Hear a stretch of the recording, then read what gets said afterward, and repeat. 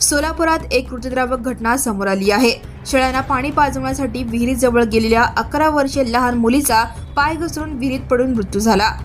ही घटना आनंदनगर तांडा मदरे परिसरात घडली। आनंदनगर तांडा येथे 14 जुलै 2026 रोजी सायंकाळी 4 वाजण्याच्या सुमारास ही दुर्दैवी घटना घडली।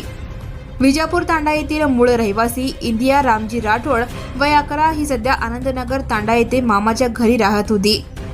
नातेवाईकांनी दिलेल्या माहितीनुसार इंदिया ही शेळ्यांना पाणी पाजवत होती। त्यावेळी तिचा पाय घसरला आणि ती विहिरीत कोसळली। घटनेची माहिती मिळताच स्थानिकांनी आणि पोलिसांनी तात्काळ मदत कार्य सुरू केले। मुलीला बेशुद्ध अवस्थेत सोलापुरातील श्री छत्रपती शिवाजी महाराज सर्वोपचार रुग्णालयात दाखल करण्यात आले। मात्र उपचारापूर्वीच डॉक्टरांनी तिला मृत घोषित केले।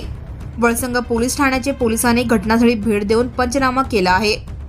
पोलिसांनी प्राथमिक माहिती नोंदवली असून शवविच्छेदन अहवालानंतर अधिक तपशील समोर येणार आहेत। कुटुंबियांवर शोककळ पसरली असून परिसरात शोकाचे वातावरण आहे।